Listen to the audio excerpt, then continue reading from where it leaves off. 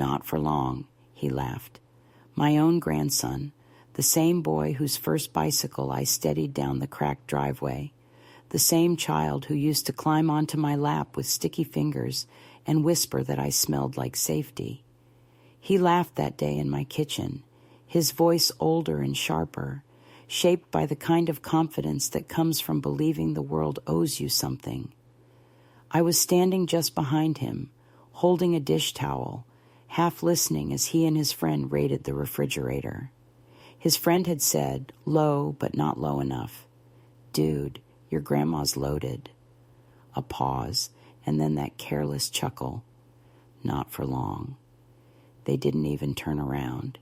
They just went on talking about weekend plans, football, girls, the kind of small, loud dreams boys share when they think time is endless and consequences are for someone else. I didn't move. I stood there and let the words settle into the air, thick and slow, like the scent of something burning you notice too late. I am 81 years old. My hands are thin now, the veins raised like small rivers under paper skin, but they have built and mended and carried more than most people ever will. I live alone in the same house my husband and I bought 47 years ago, a small yellow place with ivy creeping up the back wall and a porch that leans a little more every winter. It's quiet here mostly, except when the wind plays with the shutters or the neighbor's dog remembers he's alive. The quiet used to soothe me. Now it listens too closely. I keep the radio on sometimes, old jazz or talk shows, anything that fills the rooms.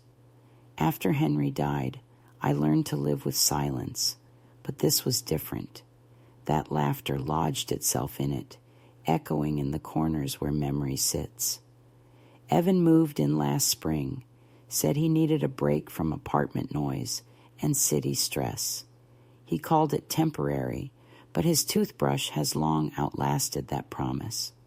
At first, I was grateful. The company, the sound of another person's footsteps, the way he'd make coffee before I was up, all of it reminded me that I wasn't invisible yet. I told my daughter, his mother, that it felt good to have family close again.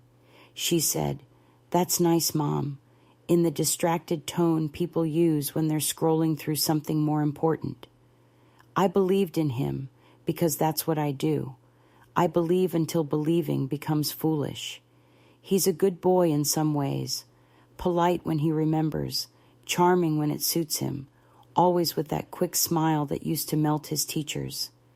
But charm is a tool, and at 81, I can tell when it's being used. Lately, the sweetness has felt rehearsed, like a line repeated too many times. He calls me Grams now, not Grandma. Shorter, more convenient.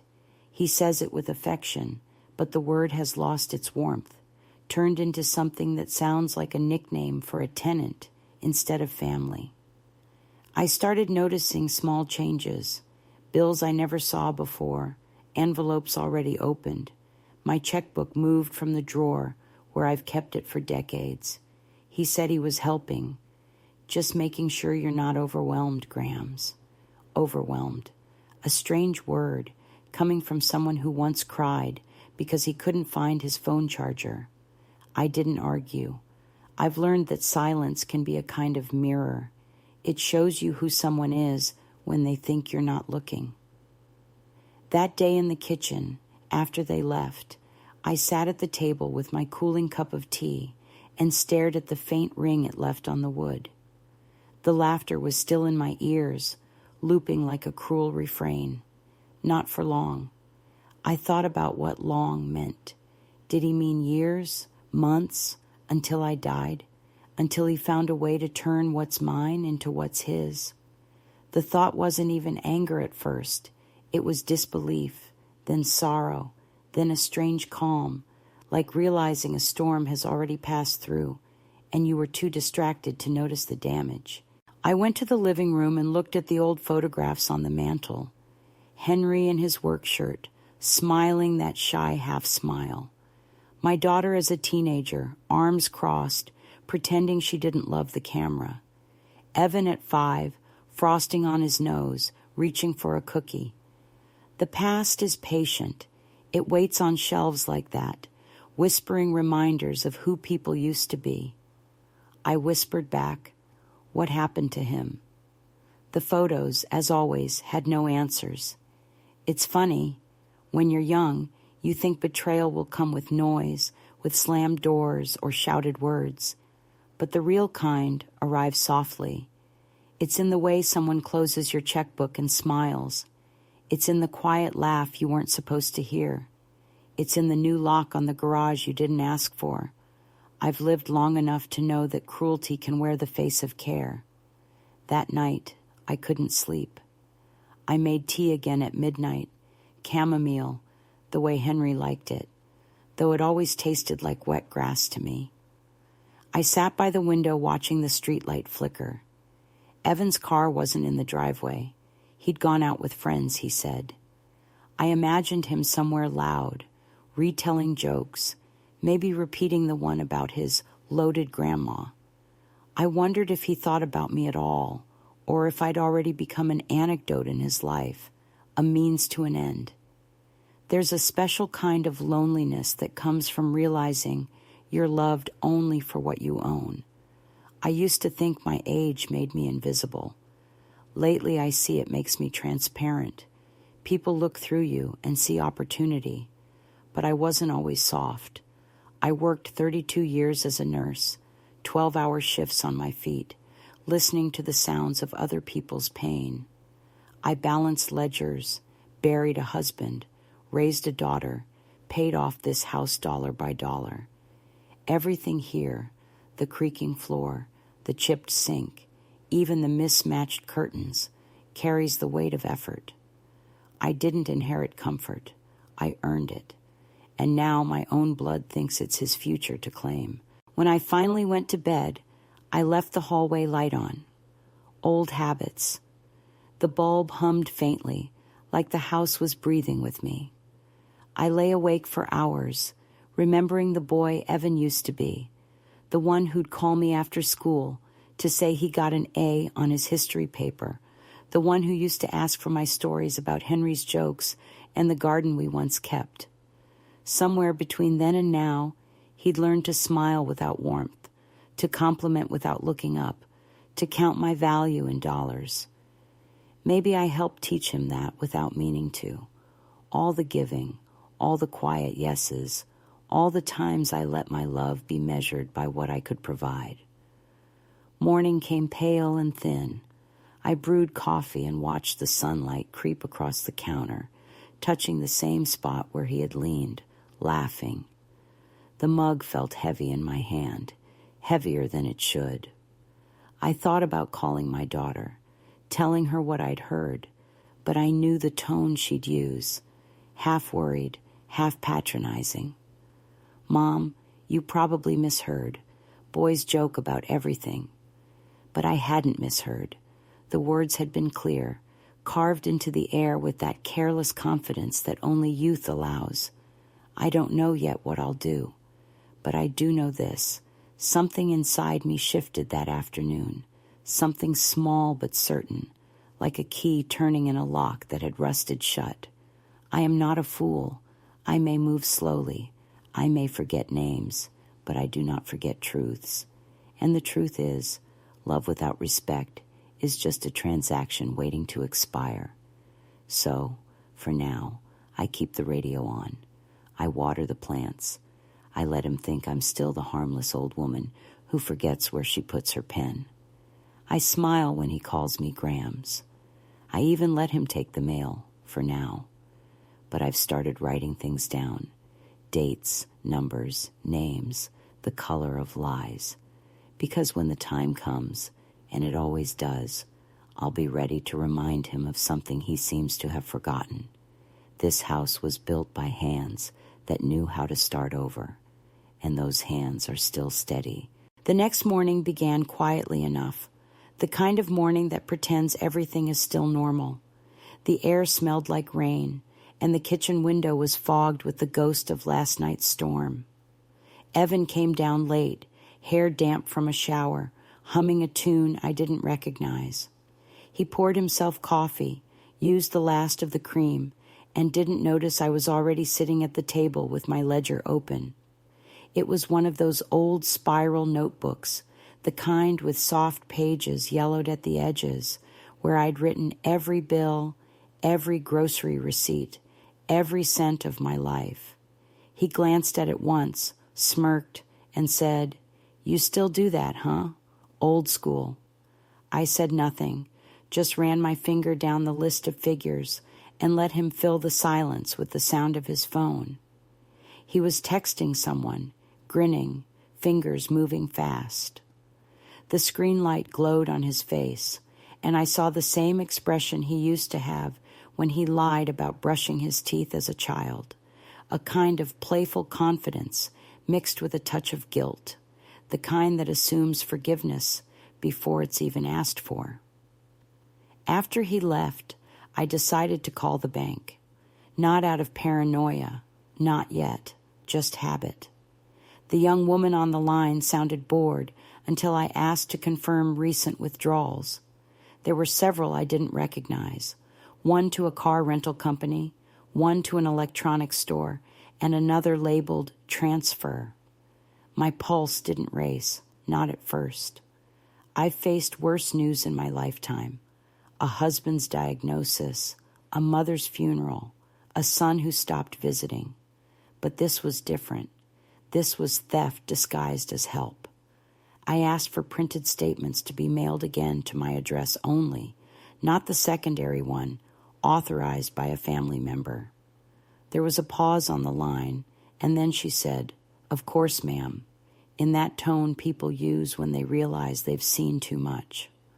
That night, Evan came home later than usual, smelling faintly of beer and cologne that wasn't his. I was sitting in the armchair by the window, the old one with Henry's dent still on the left cushion. He noticed the envelope from the bank on the table. "You didn't need to do that," he said casually, too casually. "I already handle your online stuff. You'll just confuse them if you start calling." I smiled, but my eyes stayed on him. "It's my account," I said softly. "I like to know where things go." He shrugged, leaned down, kissed the top of my head like a son might, and said, "You worry too much." That's when I realized it wasn't care he offered. It was management. 2 days later, his friend came by again, the same one who'd called me loaded. They stood on the porch, talking in low voices, laughing in those short bursts that sound like secrets. I didn't mean to eavesdrop. The walls just aren't as thick as they used to be. "She's got the whole place to herself," Evan was saying. "No one checks in. Her daughter's useless, never visits. It's just paperwork now." His friend asked something I couldn't hear, and Evan replied, "I've got it under control. I'm power of attorney already. It's just about timing." I felt the floor tilt slightly under me. Power of attorney. He'd said it as if it were already true, as if my life were an estate in waiting, not a living, breathing existence. I sat down slowly, the air heavy in my lungs. For a moment, I wondered if maybe I had missed something, some conversation where I'd agreed to let him take over. But I knew better. I remember every signature I've ever given in my life, birth certificates, mortgage papers, Henry's will, the consent form for my own surgery. I hadn't signed a thing. I thought of calling my daughter again, but I could already hear her tired voice saying, "Mom, Evan's just helping.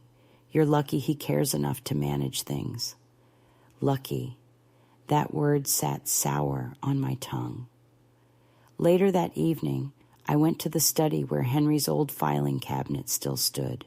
The key was taped to the underside of a drawer, the same way he left it 20 years ago. Inside were the things we'd kept safe: the house deed, insurance policies, letters from the bank.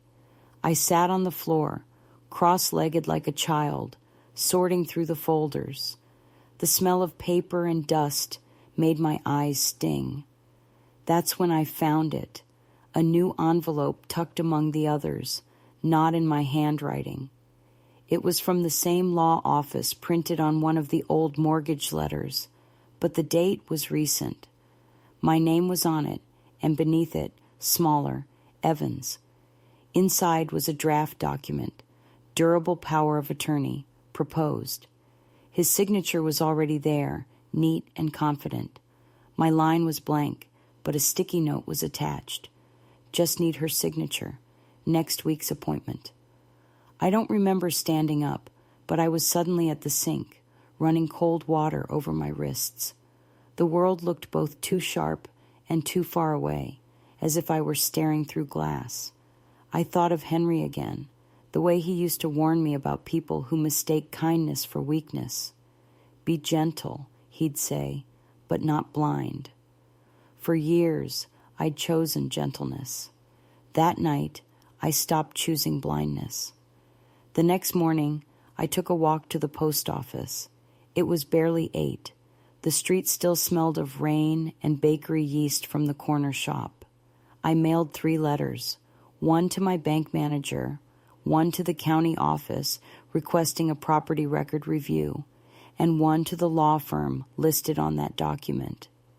The 3rd letter was the hardest to write, short, formal, steady.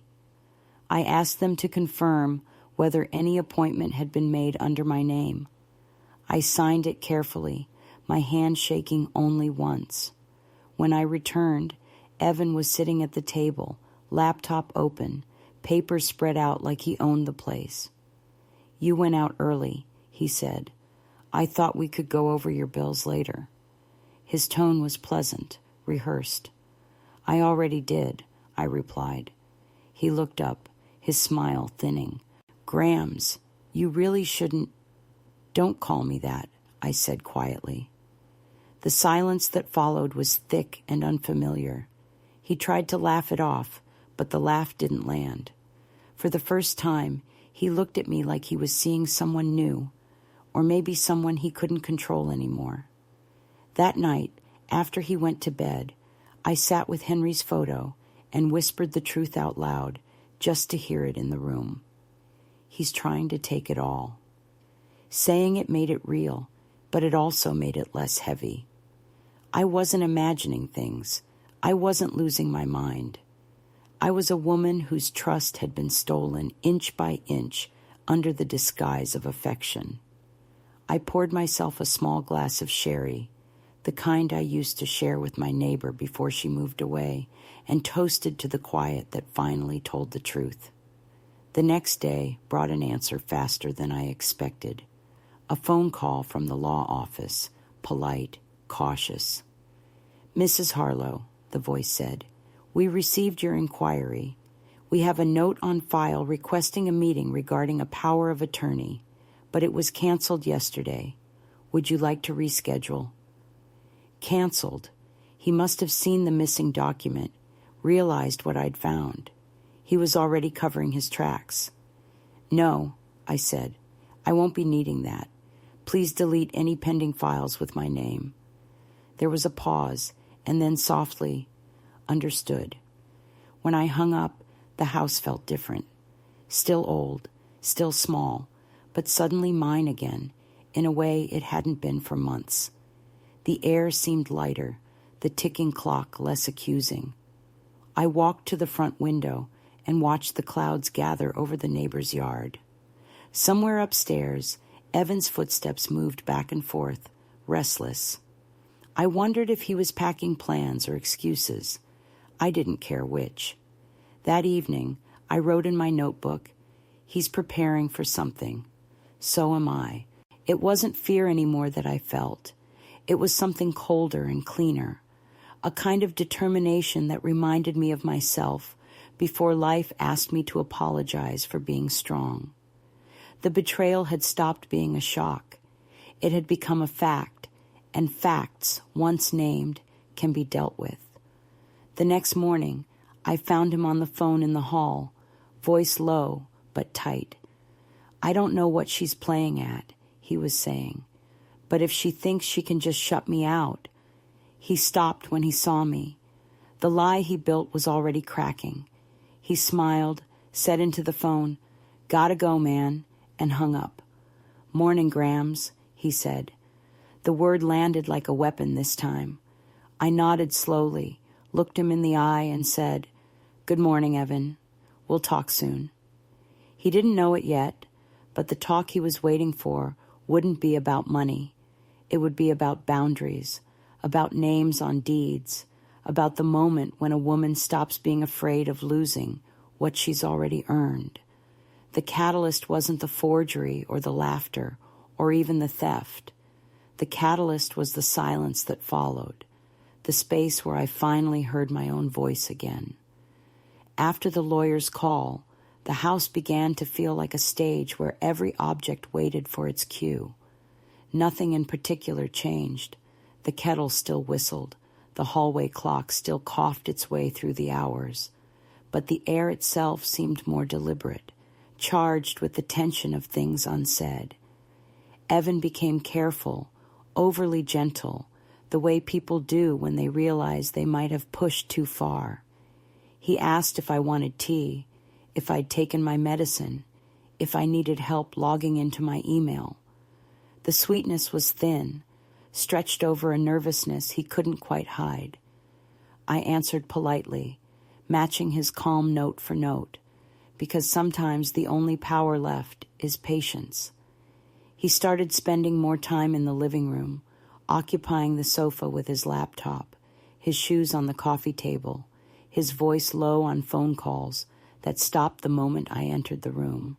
I pretended not to notice. I knitted at the window, counted rows, and watched the reflection of his face in the glass when he thought I wasn't looking. He began using words like "our" and "we" when speaking about the house. "We need to fix the plumbing. We should think about upgrading the fence." Each casual claim was a small theft, a slow erasure of the line between host and guest. I said nothing, because silence has teeth, and I wanted him to feel them. At night, I could hear him moving around after midnight.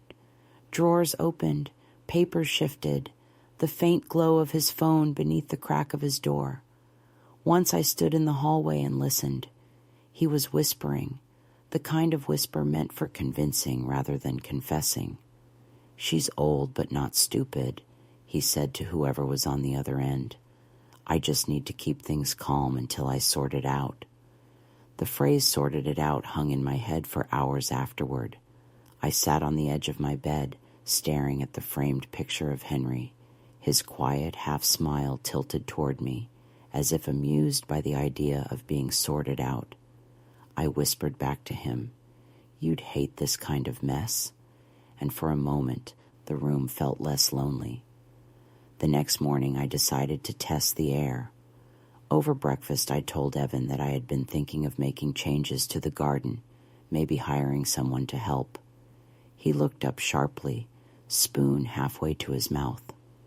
"With what money?" he asked, too quickly. I smiled, stirred my tea, and said, "With mine, of course." The spoon clattered into the bowl. "I just meant, it's not worth investing much, you know. At your age, you should keep things simple." The words landed neatly, disguised as care, but aimed at control. "Simple is for the lazy," I said, and stood to rinse my cup. He didn't reply. That afternoon, I took a slow walk around the neighborhood, letting the autumn wind untangle my thoughts. The maples were shedding early, red leaves scattered like warnings across the sidewalk. At the corner, I stopped at the small branch of the bank where I'd opened a separate account, one Evan didn't know about. The clerk, a soft-spoken man with gray at his temples, greeted me by name. We talked about the weather, then about the safe deposit box I had requested. When I left, my most important documents were locked away behind steel and key. The sense of calm that followed wasn't joy. It was the relief of having at least one secret still your own. Evan noticed something had shifted. That evening, he hovered in the kitchen while I cooked, asking where I'd been, whether I'd eaten out. Just walked, I said. He nodded, eyes narrowing slightly. You shouldn't be wandering off without telling me. It's not safe. I turned the burner down and faced him fully. I've been walking this neighborhood for 40 years, Evan. Safety doesn't depend on who's watching. The words unsettled him. I saw it in the way his jaw tightened. He left the room without replying, and for the first time in weeks, the sound of his retreating footsteps felt like peace. In the days that followed, his kindness turned brittle. He began correcting me on small things: how to fold laundry, how to store leftovers, how to manage the thermostat. He spoke with that exaggerated patience reserved for children and patients, as if training me to accept smaller and smaller spaces of autonomy. I kept my tone even, thanked him for his advice, and wrote every incident down in the blue notebook hidden beneath the cushion of my chair. Each page was dated, factual, calm, not for revenge, but for record. Truth needs witnesses, even if the only one left is you. The isolation crept in quietly. Friends who used to drop by stopped calling. The few who did said Evan told them I'd been tired, that I preferred rest. At the grocery store, he started accompanying me, insisting on pushing the cart, controlling the wallet, talking to the cashier as though I were invisible. Once, when I reached for my purse, he placed his hand gently on mine and said, "I've got it." It was such a small gesture, but it felt like being erased. I smiled, let him pay, and when we returned home, I ordered a new credit card in my own name, delivered to the post office box I had reopened that morning. The first real crack appeared one evening when the heating went off. The house grew cold fast. It was late October, and the wind had teeth. Evan said the bill hadn't gone through because of some banking confusion. I wrapped myself in Henry's old coat and sat near the space heater until morning, listening to the metallic groan of the pipes. In the gray light of dawn, I found the unpaid notice tucked under a stack of magazines. The due date was circled in red, not by the company, but by Evan's pen. When he came downstairs rubbing his eyes, I held the paper out to him. "You forgot this," I said. He smiled, sheepish but unashamed. "Guess I did." He took it from my hand and crumpled it before I could blink. "It's handled now." I didn't argue. I simply opened the drawer and took out the duplicate I had printed the day before. His face drained of color when he saw it. "You really should rest more," he muttered, and left for work early.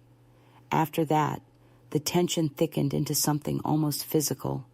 The house seemed smaller, the air heavier, as if both of us were waiting for the other to blink first. I kept my calm routines, watering the plants, cleaning the same corners twice, speaking softly to the cat that visits from next door. But every action carried the quiet defiance of ownership. Evan's friendliness became sporadic, switching between exaggerated charm and brittle silence. Once he brought me flowers from the supermarket, bright and scentless. "Just because," he said. I placed them in water, thanked him, and later, when he was gone, threw them into the compost bin. Some things don't deserve display. One afternoon, as I was dusting the hallway shelf, I noticed the small framed photo of Evan at 8 years old, holding the kite Henry had made for him. I lifted it carefully, wiped the glass, and stared at the boy's face. He looked open, sunburned, proud of a moment that now felt borrowed from someone else's life. I whispered, "Where did you go?" The question had no answer, but speaking it aloud eased something in my chest. I placed the photo face down. I couldn't look at it anymore. Toward the end of that week, a letter arrived addressed to the estate of Martha Harlow. It was from an insurance company, a preliminary notice about policy adjustments requested by an authorized representative. I read it twice, then a third time, until the words lost their meaning and turned into shapes. Estate, authorized representative. It was happening faster than I had feared. He wasn't just testing boundaries. He was building a future where I was already gone. I folded the letter neatly, placed it in an envelope marked for my lawyer, and felt the slow, steady pulse of fury replace the trembling of fear. That night, as the house settled into its evening creaks, I poured myself another cup of tea and sat by the window. Outside, the streetlights hummed, and the leaves moved like restless thoughts. I realized that the battle I was fighting wasn't just about money or property.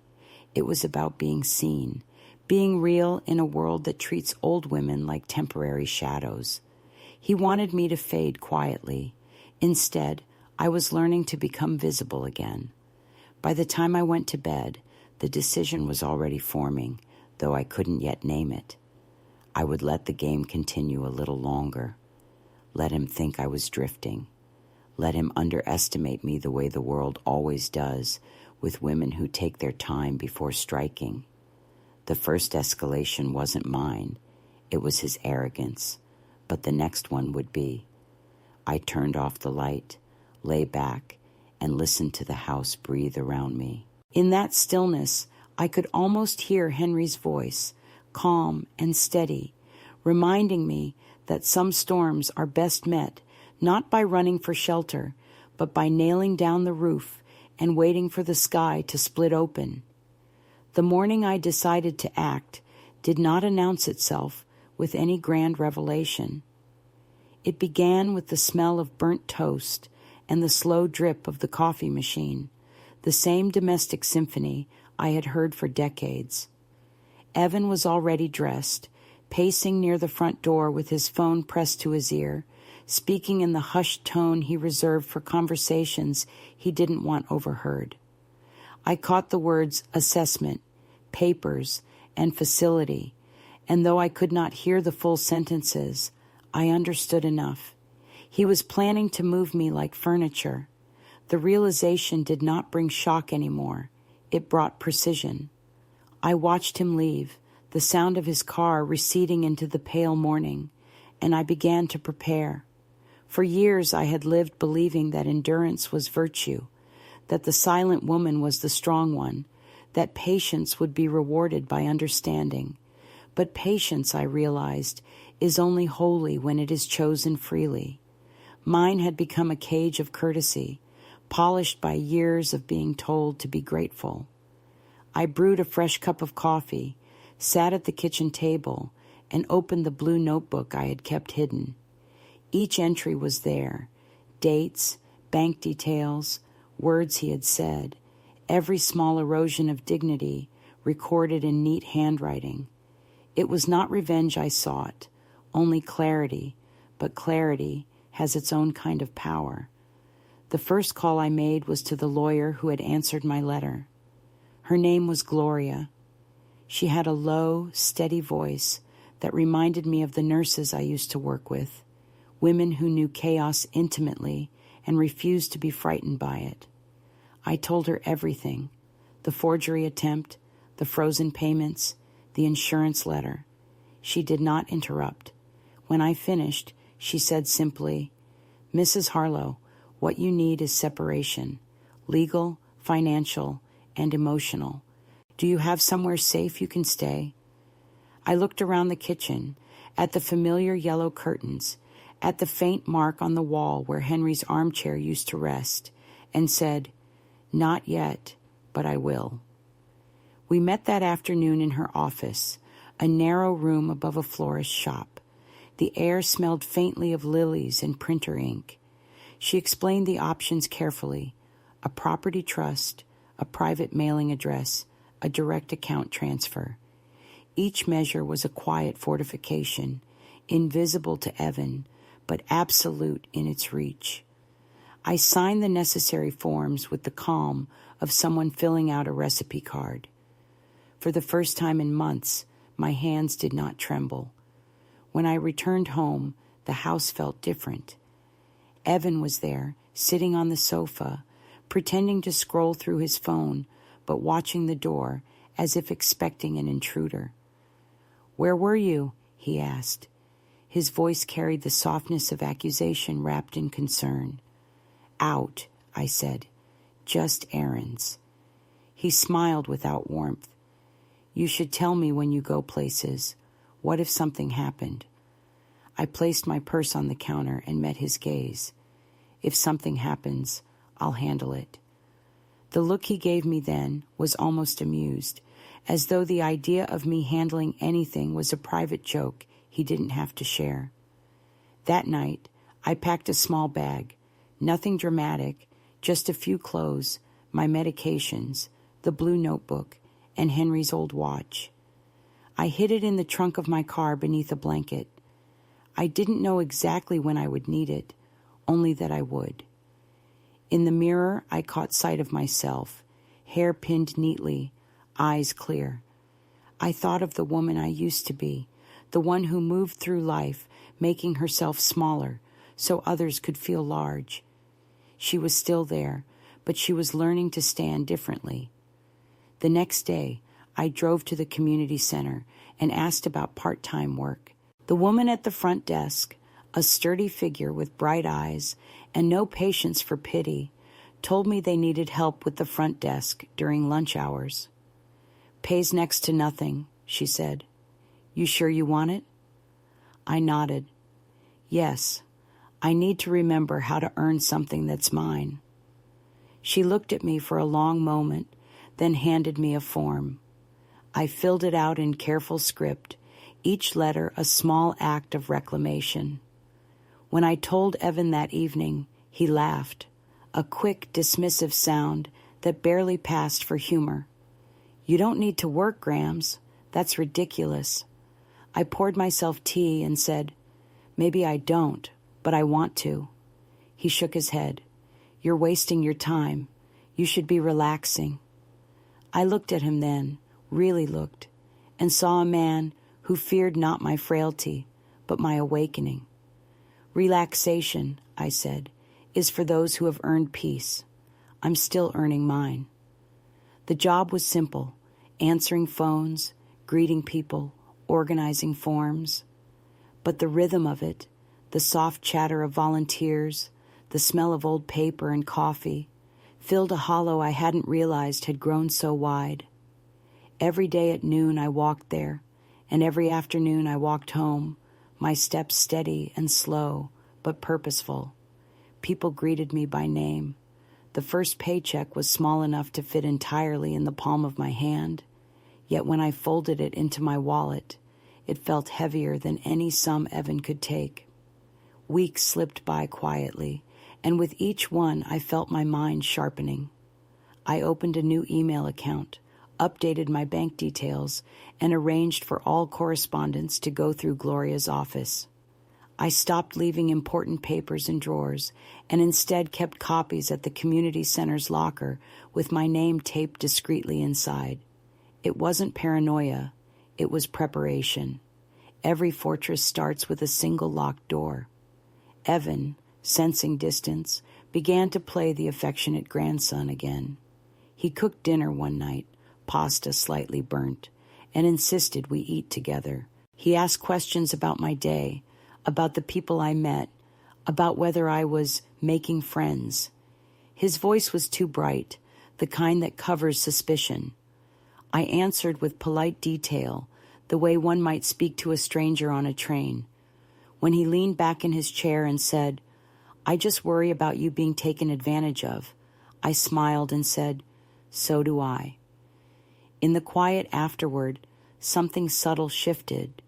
The fear I had carried for months melted into something firmer, almost serene. I no longer reacted to him. I observed him. Each lie, each half-truth, became data in a map of his intentions. And beneath it all, I felt the faint hum of freedom beginning to build, a current I could almost trust. One Sunday afternoon, I took out Henry's old toolbox from the garage. Inside was a small safe key labeled simply S. For years I had ignored it, assuming it belonged to some forgotten deposit box he'd closed long ago. Now, curiosity, or maybe instinct, guided me to the bank. When the clerk opened the small metal drawer, my breath caught. Inside lay an envelope with Henry's handwriting. For you, when you finally need to begin again. Inside was a modest sum, a note, and a simple line, "Trust your own hands." I walked home through a drizzle that smelled like renewal. The weight of the envelope in my bag was less about money and more about proof that Henry had somehow known this day might come, that self-reliance was not loneliness, but grace. I stood on the porch and let the rain soak my sleeves. Evan's car wasn't there. The house felt momentarily honest, stripped of his presence. I went inside, lit a small lamp, and spread the papers across the table. The trust form, the account number, the safe key, they formed a quiet constellation of survival. By the time the clock struck 9, I had signed everything that needed signing. My assets were protected, my documents secure, and my spirit intact. For the first time in a long while, I slept without dreaming of loss. I dreamed instead of motion, of a train leaving a station, of windows opening to air that smelled of pine and distance. When I woke the next morning, sunlight poured through the curtains, catching on the dust motes like a celebration. The house still held its silence, but it was a softer kind now, the kind that waits rather than accuses. I brewed coffee, opened my notebook, and wrote one simple sentence. I am no longer waiting to be saved. It wasn't triumph, not yet. It was the midpoint, the quiet hinge between fear and action, the place where a woman stops being a story told by others and begins writing her own again. The first sign that the calm would not last came with the knock at the door. It was late afternoon, the hour when light turns thin and every sound in the house seems louder than it should. I opened it expecting a delivery or a neighbor, but the woman on the porch wore a badge clipped to her sweater. She introduced herself as a representative from Adult Services, said they had received a report expressing concern about my well-being. Her words were practiced, neutral, the kind that avoid blame while implying it. I asked who had called. She said that information was confidential. I knew at once. I invited her in. She glanced around, taking quiet inventory of the tidy living room, the folded blankets, the bowl of fruit on the table. She asked polite questions about medication, meals, whether anyone helped me manage finances. I answered each one clearly, watching her expression change as she realized the picture she had been given did not match the woman sitting before her. When she left, she apologized for the intrusion and slipped me a card with her direct number. You seem perfectly capable, Mrs. Harlow, but if anything ever feels wrong, you can reach me. I thanked her, closed the door, and let my hand rest on the knob until the tremor in it faded. Evan came home an hour later. I said nothing about the visit, only asked if he'd had a good day. He said work was stressful and went upstairs. His voice sounded too bright, the way it does when someone already knows a secret and is waiting to see when you'll notice. That evening, I called Gloria. She listened without surprise and told me calmly that false welfare reports were common tactics when families tried to gain control of an elder's assets. He's creating a record, she said. He wants to make you look unreliable, but you did the right thing by staying composed. Her steadiness was a rope in the water. I held on. The next morning, I found my car keys missing from the bowl by the door. When I asked, Evan said he had moved them for safety. I told him calmly that I needed them. He shrugged. You don't really drive anymore, do you? I can take you anywhere you need. I looked him straight in the eye and said, return them before dinner. He hesitated, then laughed. Sure thing, Grams. But that night, They were still gone. I didn't shout. I didn't even confront him. Instead, I walked to the kitchen, picked up the spare set I had hidden weeks ago in the back of the flour tin, and placed them quietly in my pocket.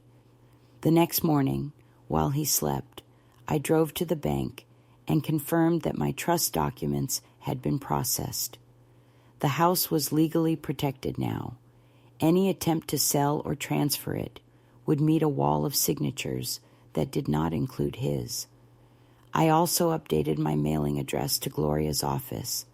The manager looked at me over his glasses and said, "Good for you, ma'am." For the first time in months, I felt the ground steady beneath my feet. When I returned, Evan was in the driveway, pacing. He looked startled when he saw the car. "Where were you? You can't just take off like that." His tone snapped from worry to accusation in one breath. "You took my keys," I said. "I took them back." The color rose in his face. "You're being paranoid. Everyone's trying to help you." I didn't answer. The silence between us stretched until he stepped aside. That silence was a kind of victory. Days passed like that, tense, brittle, almost soundless. He avoided me except to deliver exaggerated kindnesses, a cup of tea already sweetened, mail pre-sorted for convenience, receipts stacked in neat piles that I never asked for. Each gesture felt like another attempt to blur the edges of my independence. I accepted them all with the same polite smile, the same soft thank you, and at night I wrote every detail in the blue notebook. Then came the letter from his mother, my daughter, written in her familiar slant. She said Evan had told her I seemed confused lately, that I was making financial decisions under stress. She urged me to let him handle things for my own peace of mind. I read it twice, folded it carefully, and placed it under a paperweight. It hurt, not because I believed her, but because I realized how easy it was for them to build a story where I was already fading. That night, I dreamed of Henry again, not the sick man I buried, but the younger one, standing in the garden with soil on his hands, telling me the same thing he used to say every time a storm knocked down his tomato plants. "We'll start again from the roots." When I woke, the words felt like instructions. The next day, I went to the community center as usual, but instead of returning home at noon, I stayed and spoke to the director, a woman named Nora, who had always greeted me with a smile that felt genuine. I told her I was looking for part-time housing options, something small and nearby. She didn't ask why. She simply handed me a folder of listings and said, "Take your time, but when you're ready, I'll help with the paperwork." When I came home that evening, Evan was sitting at the table with a stack of envelopes. "Bills," he said. "Thought I'd help organize them." I looked at the envelopes and saw that several were already opened. "You shouldn't be touching my mail," I said quietly. He laughed. "You're overreacting." His tone was light, but his eyes had a gleam I didn't recognize, part fear, part challenge. I took the envelopes, slid them into my folder, and said, "Let's keep our boundaries clear." He muttered something under his breath and left the room. That night, as I locked my bedroom door, I realized I was no longer afraid. What replaced fear was colder, heavier, but cleaner, a sense of inevitability. He was pushing toward a confrontation, and I was ready to meet it. The confrontation came on a Thursday, the kind of dull, gray afternoon when the air feels heavy with waiting. I had gone to the community center early that day, finishing the last of the volunteer forms and signing the lease for a small apartment on the edge of town. It wasn't large, but it was mine. 2 rooms, a window facing east, a place where I could breathe without someone standing in the doorway measuring my usefulness. I carried the new keys in my coat pocket, like a secret pulse. When I returned home, Evan's car was already in the driveway, engine still ticking. The curtains in the front window twitched as if someone had just stepped back from them. I knew, before I opened the door, that something had shifted from tension to action. He was standing in the living room with a folder in his hands, papers spread across the coffee table. "We need to talk," he said, his voice low but tight. I hung my coat on the chair and waited. "I spoke with a lawyer," he continued, "and we need to make some adjustments to your estate. It's just a precaution." His tone was syrup smooth, but the muscles in his jaw gave him away. I asked which lawyer. He hesitated, then said, "A friend of mine recommended someone. They specialize in elder finances." I nodded slowly. "And do they specialize in forging signatures too?" His eyes flicked up, startled. For the first time, I saw a trace of fear. I sat down across from him, folding my hands. "Evan, the house is no longer in my name alone. It's in trust. The accounts are protected. You can stop now." He blinked, confusion twisting into anger. "What did you do?" he demanded. "I took back what's mine," I said. He laughed, a harsh, brittle sound. "You're being manipulated, Grams. Whoever told you to do this just wants your money." I met his gaze. "You wanted my money. You wanted everything." The silence that followed was sharper than shouting. He paced the room, running his hands through his hair. "You don't understand," he said. "I was trying to help. You're vulnerable. You don't even see how easy it would be for someone to take advantage of you." I leaned forward slightly. "You mean someone like you?" The words came out calm, even, but they hit him harder than I expected. He turned on me, eyes dark, voice raised. "I gave up everything to stay here with you. Do you think I wanted this? I could have a real life, but instead I'm stuck babysitting." He stopped himself, but the word hung in the air, ugly and alive. Babysitting. Something inside me went very still. I stood, slowly, and walked to the side table where Henry's old lamp sat. My hands didn't tremble as I turned it on, flooding the room with soft yellow light. "Evan," I said quietly, "you need to pack your things." He stared at me, disbelief twisting his face. "What? You can't kick me out. This is my home too." I shook my head. "No, it was never yours. You were a guest. You forgot that." He laughed again, but there was no conviction in it. "You can't even drive half the time. You think you can handle living alone? You'll call me crying in a week." I walked to the hall closet, pulled out the small envelope Gloria had prepared, and handed it to him. "This is a formal notice. You have 3 days to vacate the property. If you're not gone, the police will remove you." He tore the envelope open, scanning the document. His voice broke into a disbelieving whisper. "You actually hired a lawyer." "Yes," I said, "and she's better than yours." For a moment I thought he might shout, but instead he sank into the sofa, face pale, eyes darting from the paper to me as if trying to recognize the person standing in front of him. "I didn't mean to hurt you," he said finally, voice low. I thought I deserved something back. You've had everything." I looked at him and felt a sadness so deep it didn't even sting. "You could have had everything too," I said. "Not the house, not the money, me, family, trust, but you traded it for greed." He stood abruptly, knocking the coffee table with his knee. "You're overreacting," he muttered, but his voice was unsteady. He shoved the papers into his bag and stormed out of the room. The door slammed behind him, echoing through the house. I sat down again, the echo fading into the familiar tick of the clock. My hands were cold, but steady. I listened to the silence until it felt like mine again. That night, I didn't sleep much.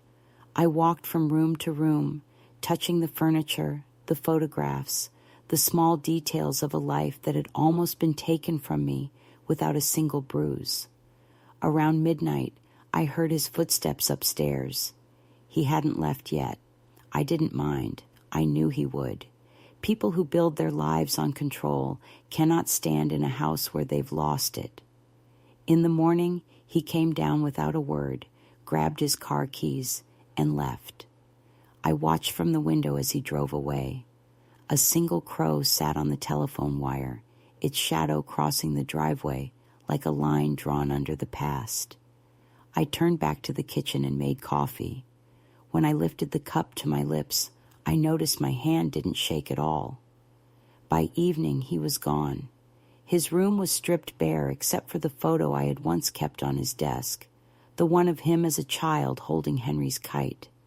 I picked it up, stared at the smiling boy, and wondered if he would recognize the man he'd become. Then I opened the drawer of the desk and placed the photo inside, closing it softly. The next day, Gloria called to confirm that the eviction notice had been filed. "You did the right thing," she said. I told her I didn't feel triumphant, only relieved. She said that was what real strength sounded like. Later, I drove to my new apartment. It smelled faintly of paint and lemon cleaner. I unpacked slowly, arranging a few books on the shelf, Henry's watch on the nightstand, the blue notebook in the drawer. Each item felt lighter here, as if freed from a house that had been holding its breath. That evening, as the sun slipped behind the trees, I walked outside and watched the light change on the windows. The quiet was not empty anymore. It was peace. I thought of the years I had spent tending to others, of how love had been confused with sacrifice, of how easily the world forgives cruelty when it's polite. I understood now that my final act wasn't about punishing Evan. It was about reclaiming my own reflection, the one that had faded in everyone else's expectations. When I locked the door that night, I whispered a small prayer, not for revenge, but for endurance. Let me remember who I am when no one is watching. The wind outside carried the faint scent of rain, the same smell that had marked so many beginnings in my life. I poured myself a glass of water, sat by the window, and watched the city lights tremble in the distance. Somewhere beyond them, Evan would be telling a different story about what happened, a story that painted him as misunderstood, unlucky, maybe even noble. But I had no need to correct him. Some truths defend themselves in silence. I closed my eyes and thought of Henry's words, "Be gentle, but not blind." The gentleness had nearly destroyed me. The clarity had saved me. And as I sat in that small apartment, my new home, I finally felt what he must have meant all those years ago, that dignity is not given or taken. It is claimed, one quiet, unshakable choice at a time. In the weeks after he left, the house seemed to exhale, as though every wall had been waiting for permission to rest. I moved through the rooms quietly, cleaning the traces he had left behind. The mug with its chipped rim, the jacket slung over a chair, the faint smell of his cologne clinging to the hallway.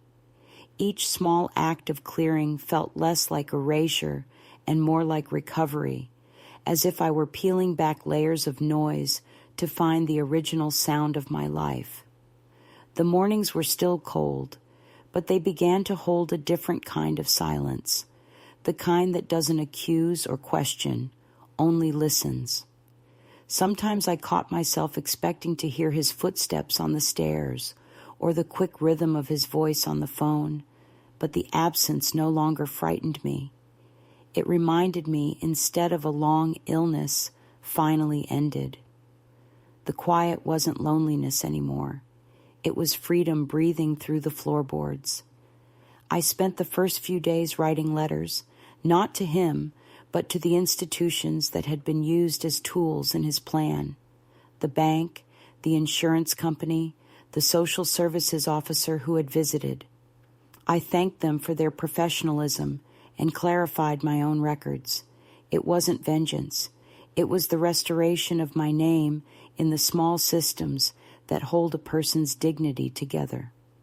When I finally moved the last box to the apartment, I didn't look back at the old house right away. I stood at the gate, feeling the rough metal under my palm, and said quietly, "You did your job." It had sheltered us, witnessed our beginnings and endings, endured laughter, illness, deceit, forgiveness. It was time for both of us to rest. The air was light with spring then, the kind that carries a faint sweetness even over old dust. I drove away without ceremony, only a steady calm in my chest that felt like truth. The new place was smaller, yes, but the simplicity felt like grace. A single window looked out over a park, and each morning I watched children walk to school with their parents.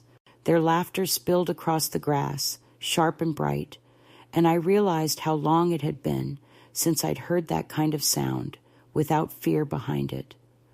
I bought a plant for the window, a jade with thick, stubborn leaves, and told myself that if it survived my care, I was truly living again. Letters arrived from my daughter after a while, tentative at first, full of polite concern and the kind of distance that can't be crossed by words alone. I answered each one honestly, but without bitterness. I didn't write about the legalities or the betrayal. I wrote about the weather, the garden at the community center, the volunteers who had become my new circle. I wanted her to know I was not broken. Sometimes kindness is the strongest boundary. Every Thursday, I still volunteer at the front desk. People greet me by name now, and sometimes someone will say, "You must have such stories." I smile and reply, "A few." I don't tell them about the house or the forged papers or the laughter that began it all. Those belong to a closed chapter. What matters is the quiet steadiness that replaced it. In the evenings, I walk by the river, the path lit by lamps that hum softly. I listen to the rhythm of my own steps and think about how power often disguises itself as care, how easily gratitude can be turned into obedience if we stop trusting our own judgment. I used to believe survival meant keeping peace at any cost. Now I know survival is learning which peace is worth keeping. One afternoon, I saw Evan across the street near the bus stop. He didn't see me at first. He looked older, thinner. The confidence in his walk dulled, but not entirely gone. For a moment, I felt a pang, some combination of pity and memory, but not regret. When he finally noticed me, his face flickered with something that wasn't quite shame and wasn't quite anger. He gave a small nod, almost a question. I nodded back, an answer. Then the bus came, and he was gone. That was all the closure either of us needed. At night, when I lie in bed, I often think of Henry. I picture him standing in the garden, the last evening before the frost came, telling me that roots always find their way to water if you give them time. I think of those words now, when the world feels fragile, when the news talks only of losses and endings. Roots endure, and so do women like me, who have been told too many times that our worth declines with our strength. Sometimes I write small notes to myself and tuck them between the pages of my books, reminders, fragments, pieces of the voice I nearly lost. One of them reads, "You are allowed to start again as many times as you need." Another says, "Being gentle is not the same as being weak." These are the lessons I carry into the quiet. And when I sit on the balcony, watching the sun drop behind the rooftops, I find myself speaking softly into the air, not as a lament, but as an offering to anyone who might need to hear it. They will call you fragile when what they mean is unmanageable. They will call you ungrateful when you stop giving them what they never earned.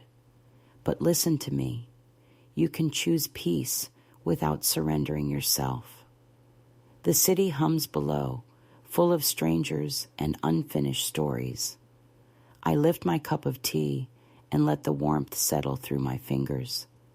There is no triumph here, only stillness, and in that stillness, the understanding that I am exactly where I should be.